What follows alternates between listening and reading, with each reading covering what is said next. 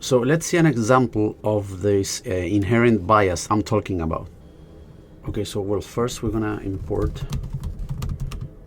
NumPy, and I'm gonna use some plots.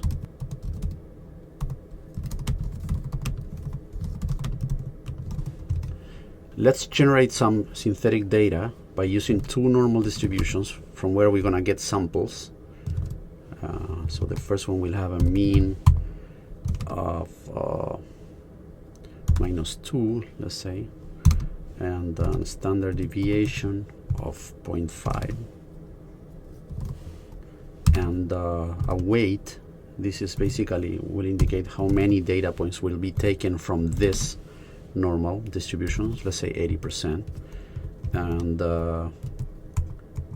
one N2 that will have a mean of, let's say, 0.5 and a standard deviation of 1.3 and a weight of 20%, right? Let's imagine we want to take in total 1,000 data points, and let's take the sample. So we call it S1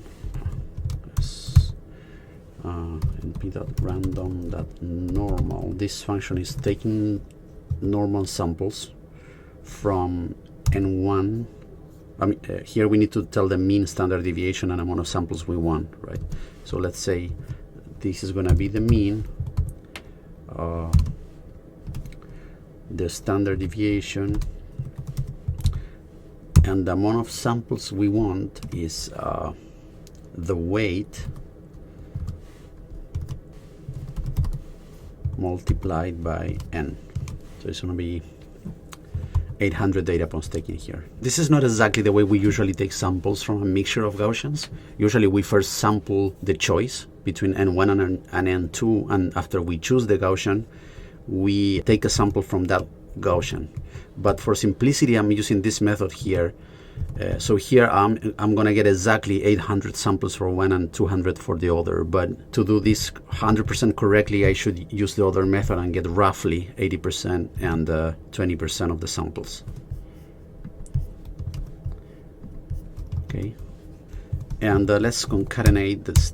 The example data is gonna be numpy.append S1 with S2, and we need to tell that this is going to be our own appending rows. Problem here. Okay, yes, we need to cast this to integers. Okay, that works now. And let's plot this to see how our data looks like. We're going to use 50 bins.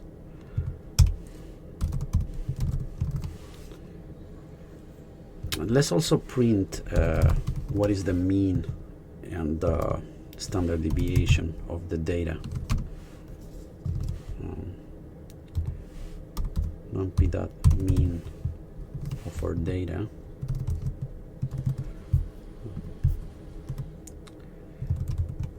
And the standard deviation is going to be numpy.std of the data. Here we go. So this is our synthetic data.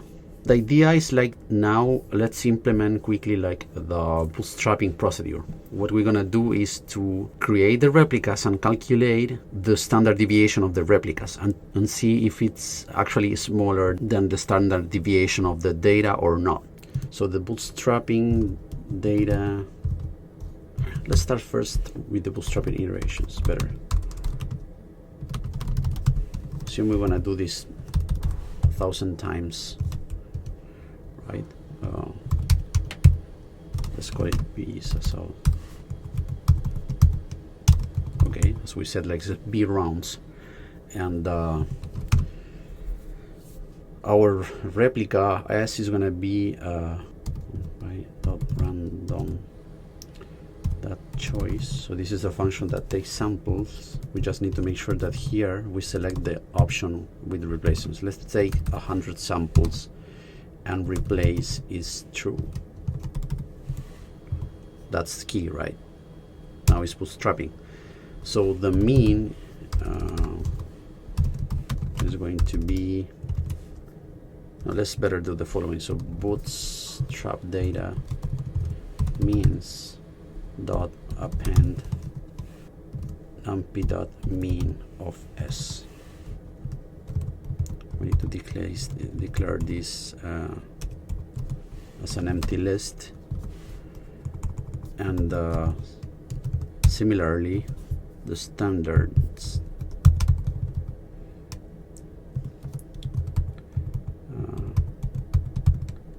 standard deviation here, let's save it in another list.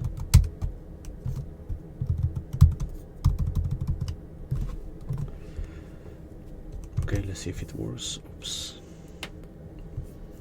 Okay, here. And now let's plot. So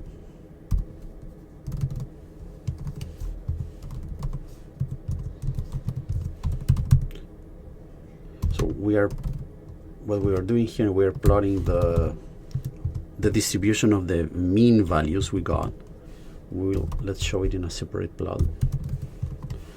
Same thing here with the distribution of the standard deviations.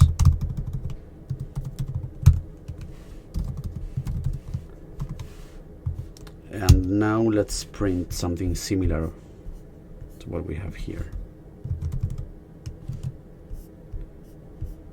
So we will plot here the average mean. I'm using that word to make it less confusing, right? Because mean is already a mean. So we are taking like the mean of the means. So let's call it the average mean. And the average standard deviation.